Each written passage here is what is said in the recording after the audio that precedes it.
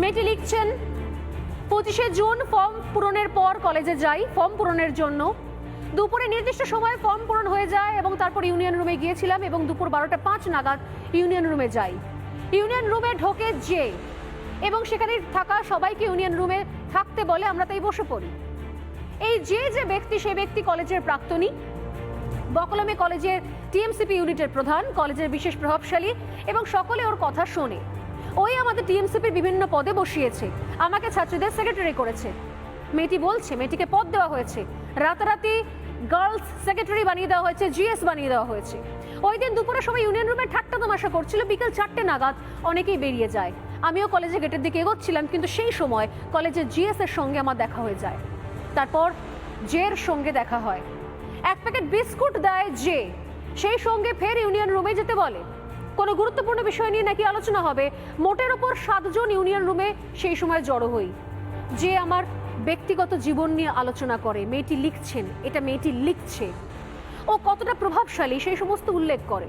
এর কিছুক্ষণ পর পি, দ্বিতীয় ব্যক্তি, পি ইউনিয়ন রুমের বাইরে থেকে ডাকে, আমাকে ডাকে এবং বাইরে বেরোনোর পর জিজ্ঞাসা করে আমি লয়াল কিনা, অর্থাৎ আমার বিশ্বস্ততার প্রমাণ চায় পি। আমি জানাই যে আমি নিঃসন্দেহে তাদের প্রতি লয়াল। আমি আবার ইউনিয়ন রুমে যাই, সেখানে যে আমাকে জিজ্ঞাসা করে পি আমাকে সবকিছু ব্যাখ্যা করেছে কিনা। আমি বলি হ্যাঁ দাদা, আমি ইউনিটের সঙ্গে রয়েছি, মানে আমি তৃণমূল ছাত্র পরিষদের সঙ্গেই রয়েছি। তখন আমাকে বলে না, ও সবকিছু নয়, ওইটা সবকিছু নয়। এরপর কলেজের দাদা প্রেমের প্রস্তাব দেয় আমাকে। ইউনিয়ন রুমের বাইরে বেরিয়ে বলে যে কলেজে প্রথম যেদিন নাকি আমাকে দেখেছিল সেদিন থেকেই আমাকে পছন্দ করে ফেলে।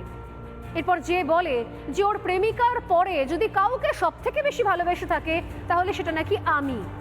মেয়েটি লিখছেন, এরপরই আমাকে বিয়ের প্রস্তাব দেয়। আমি বলি আমার বয়ফ্রেন্ড আছে, আমি তাকে ছাড়তে পারবো না।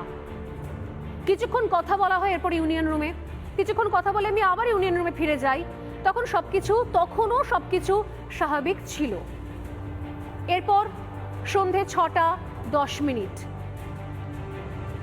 যখন বলে মেয়েটি যে তার বয়ফ্রেন্ডকে ছাড়তে পারবে না, তারপরে আরো কিছুক্ষণ তারা ওই রুমে কাটায়, ইউনিয়ন রুমে। এরপর সন্ধে 6:10 ইউনিয়ন রুমে উপস্থিত অন্যান্য ছাত্রছাত্রীরা এক এক করে বেরিয়ে যাচ্ছিল। সে সময় আমিও বাড়ি যাওয়ার জন্য বেরিয়েছিলাম।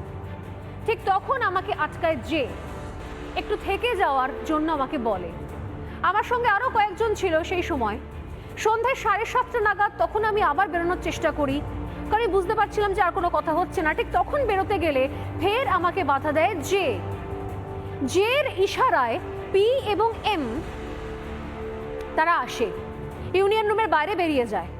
ওরা বেরিয়ে যাওয়ার সঙ্গে সঙ্গে বাইরে থেকে ইউনিয়ন রুমের দরজা